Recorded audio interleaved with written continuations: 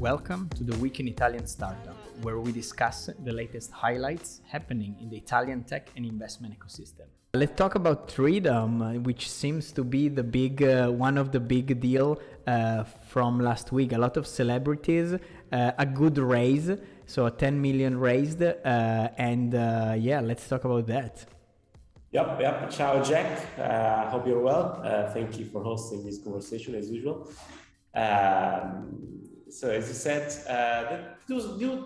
this one was not a busy week in terms of deals and things happening, at least that I found out about. But there were a few investments, and interesting investments actually, and Treedom is one of those. So basically, Treedom is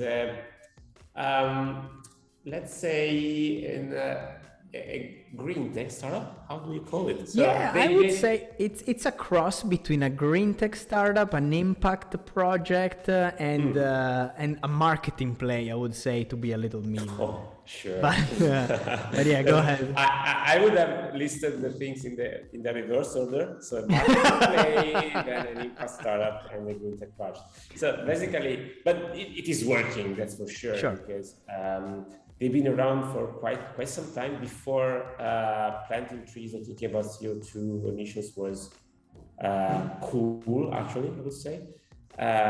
Basically, what they do is they allow companies or private people to adopt a tree, basically, from seed to growth. And you can purchase a tree in several places in the world. And you can follow the growth and see what a farmer will do with the tree that you planted, in a way. Yeah, you can geolocate the trees. You can follow what is happening, the impact in terms of CO2. It's very interesting angle for sure. Yep. I had a couple of trees on Treedom that I forgot about, but I found out that they are still around, and I found that they have a portion of the website when you can put in your CO2 emissions, like did you take the metro, did you take the car today, what did you eat, stuff like that, and you can basically offset these CO2 emissions with your trees. So interesting. I'm not carbon neutral, that's for sure. 2 trees are not enough. The trees are not enough. Awesome. So what they did, they raised 10 million euros. Yeah, exactly. They raised 10 millions. Exor, again, we have seen a lot of Exor lately. They led the round, and there are other investors involved, and a lot of private angels, including some very famous people, Chiellini, Nico Roseberg from Formula One, joining the round. So a very diverse set of investors. Yeah, and also notable ones like Our Crowd, one of the biggest platform in Israel about equity crowdfunding, essentially. So a huge player in the space. The sister from Antinori, which I think it's from the Antinori family, from the wine manufacturer. And then what I found particularly interesting also is the 8A Plus Real Innovation Fund from Banca Generali, which already appeared in a few of our sessions. Essentially, it is an SGR, so it's structured as a traditional SGR. But what is interesting is that they developed a bunch of very interesting products, from traditional long-short funds investing in public equity to actually like closed funds investing in innovation. So in this case is the Real Innovation Fund, and they focus on venture capital. So that's a very interesting signal for all the SGR, even the traditional ones that are actually considering products into the innovation space. Exactly. So we met them, and they actually invested earlier this year in the round. So this is a round that evolved along some time. I believe it was opened back in December 2020. Yeah. So it took almost 9 months to close. And remember that 8 8 plus is owned by Banca Generali. So one of the, again, probably the biggest insurance player in Italy. And that's their investment arm in startups and innovation. Very interesting. Awesome. And what is it's a good raise, I would say. It has some marketing plays in it, being it like led by a few celebrities, but definitely it's something that can help the company like grow and get some visibility for sure. So that's not a bad move for sure. I was looking at Crunchbase. They started in 2011 with their first round. So the company has been around for quite some time. So this is, I would say an example of resilience from the founders. 2011 was probably quite early to tell this story. Plant a tree, offset your CO2, be environmentally aware and friendly. So that's sure. Interesting. That's starting early and staying there. There. Absolutely.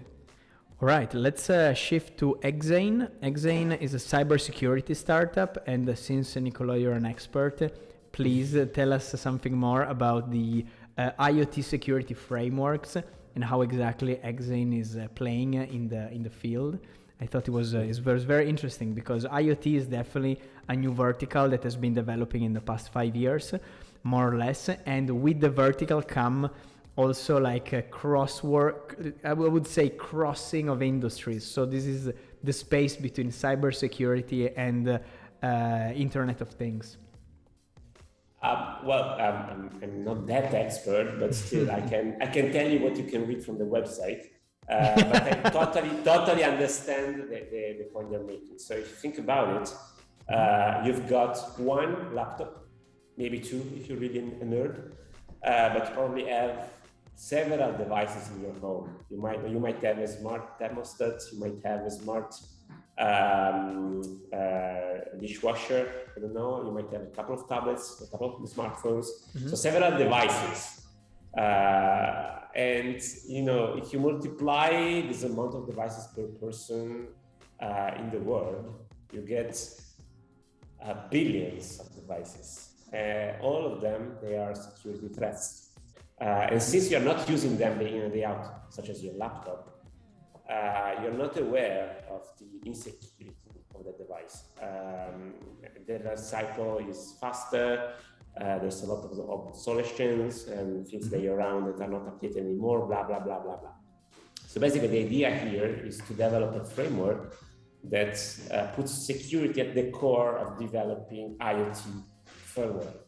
So very low level type of software that you use to actually operate the IoT device.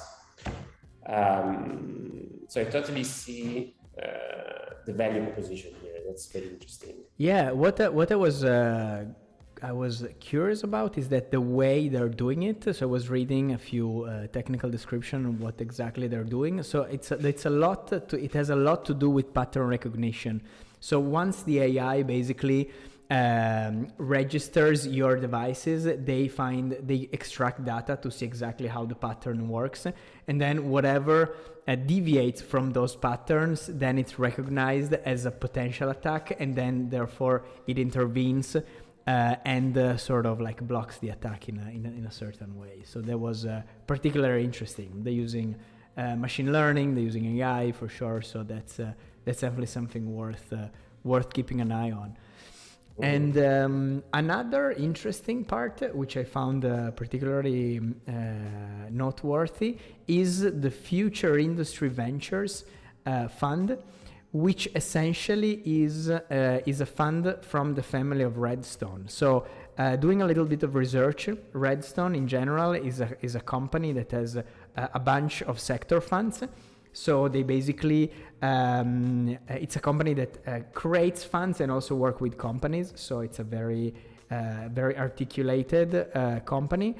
And one of the bet they're basically taking is on Industry 4.0 with the Future Industry Ventures, which is exactly like a fund that like is completely narrowed in that specific space.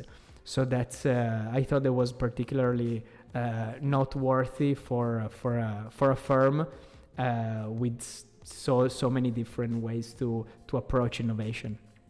Mm-hmm. That's interesting. If you go back on the website, I don't know whether only Jack and myself are probably looking at on Clubhouse, but still, believe me, Redstone is shown as an LP of the fund. It's an investor in the fund. Exactly. So there are two LPs. One is Redstone and the other is SBI Holdings.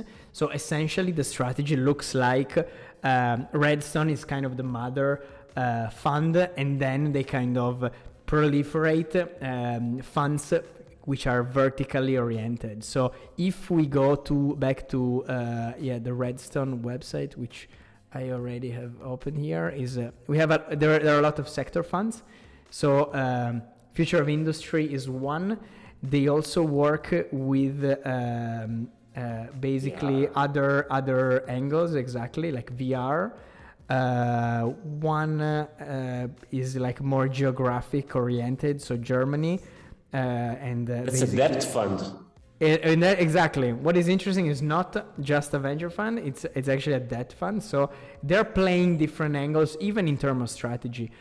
I think they also partner with also other companies in general to do this kind of operation. So it's a very interesting model. It's a very unique way to effectively raise a fund, deploy capital, and then become strategic in different verticals, but in a very specialized way. And if you look at the size of the funds, it's not small. They're around 40 to 50 million fund. In general, this the Germany growth is 120. So it's the VR is 100 million. It's a very interesting way to structure different verticals for sure. For the listeners, the website is redstone.vc. That's the one we are looking at. Exactly. And what about the round? So Exein raised 6 million euros. And alongside the new investors, Future Industry Ventures and eCAPITAL, Entrepreneurial Partners, the VC firm United Ventures, which was the original investor, also continued to invest in the startup. Okay. So they followed on. Awesome. Yeah, this is the second round, let's say. Beautiful. All right. Let's talk now about probably the biggest one so far. One of the biggest ones so far, TrueLayer. So TrueLayer is a UK-based company, essentially from Italian founders. Those founders are two founders from Rome. They moved around between Seattle and San Francisco. They moved back to London to essentially work on TrueLayer. So let's talk about open banking at this point. So I would say that this is an example of perfect market timing. So they started TrueLayer, I believe, in 2016. And it was the perfect time to launch an API platform for open banking, because that's exactly when PSD2 was being launched. So perfect timing, perfect product, and experienced founders, which were coming from a couple of previous experiences together, actually. So this is their third startup launched together.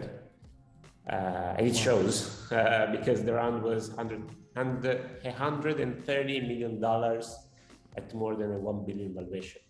So another unicorn coming to the pack. No, for sure. Very interesting. So not only founders, also early Italian investor. So you mentioned Pietro Bezza, one of the managing partner in Connect Ventures, which I believe is a UK-based venture firm, right? Exactly. So right. they were among the first investor and the one that actually helped develop the architecture and the whole platform.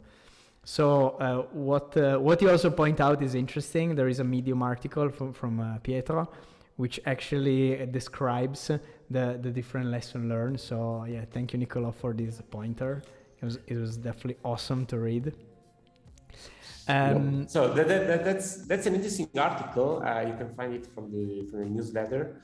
And I like when investors take a look at their investment and perform some kind of synthesis, not analysis. This is a synthesis of their experience with the startup. It might be a bit early to call it, a win because it's still growing. Who knows? Sure.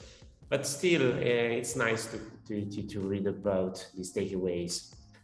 Some are a bit, obvious, I would say. There are other investors that have been telling about investing in lines, not in dots for quite some time. Exactly. We've seen that before. But it holds true. It's always a good That's thing. another example. Exactly. What I also find interesting is another article from Pietro, which also referred to TrueLayer, which is how exactly everything started. And it was back in 2019.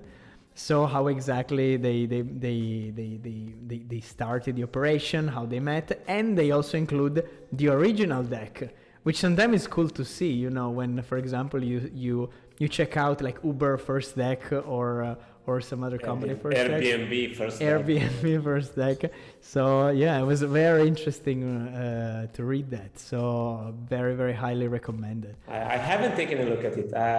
Did you look at it? Yeah, check it out. It's already really technical. To be honest with you, it's not the first rodeo of these two people. You can already see like all the technicalities and all the articulation of the product. It's very well done, despite the fact that it was the first one. So it's a bad example of a first deck. That's what it is. But bad example. It's a bad example because it's too good. So it's and I can see that it's extremely clean. Yes. Just bullet points, very quick. That's awesome. Very cool. All right, fantastic. Back to Italy. Let's talk about proximity tourism. It's something that has been developing quite a lot, especially after COVID. A lot of people offering experiences online in different forms. One startup called Le Cesarine raised 1.1 million. And it's one of the primary supplier of cooking experiences, actually. So very verticalized in the experience, very traditional. So they really aspire to be extremely like home cooked meals from authentic Italian grandmas. But I mean, not only grandmas, of course, but it's a very interesting angle for sure. So not much to add here. So Le Cesarine is a well-known brand in a sense. It gives you the idea of the aunt or the grandma cooking at home and preparing fresh pasta. And I'm actually hungry now. Easy to be hungry watching at these things, no, for sure. And of course, as many other business operating in this area, they probably had a bumpy 2020 and beginning of 2021. And they raised this 1.1 million from a family holding, which I didn't know about, and from the Cassa Depositi e Prestiti Venture Capital, our friends again, with their startup relaunch fund. So a fund that was set up specifically to support startups that had trouble during the pandemic. Yeah, and what is interesting is that it's not necessarily an equity investment; it's a convertible note, and so it's maybe a less common way, if you will, with which a few funds invest. So that is worth mentioning. I believe they try to actually. I mean, they're seeing that the business is solid. It's probably not exponential in some ways, but it's something that can definitely like generate the good revenue across different timelines. So that's it's not bad. I have to add that CDP with the relaunch fund and a couple of other funds, actually they make heavy use of convertible notes. Interesting. Mostly because they operate as a fast access to capital in a sense. So it's leaner. It's exactly. It's lighter. It's leaner. It's a lower risk, if you will. So that's a different tool in the toolbox of VCs for sure. Awesome. All right, let's move on. Let's talk about Athics and Gellify. So Gellify is a very famous company in Italy, basically that is a cross between an accelerator, a corporate venture capital, and a fund. So they really operate in different spaces. And they recently invested in a conversational AI startup. Actually, a pro in the team of Athics that is developing one platform called Crafter.ai, which develops conversational AI, so chatbots essentially for businesses, so that they can support call center, sales, ERP, etc., etc. Mm-hmm. Yes, I don't know the company actually, and we don't know the amount of the investment. So Gellify has this approach where you don't know how much was invested. But still not much to add here. So other than that, Gellify is also a consulting firm, and quite not a small one. And they have this Gellification process that they offer to their investees, which basically means they work with them in order to take them to market.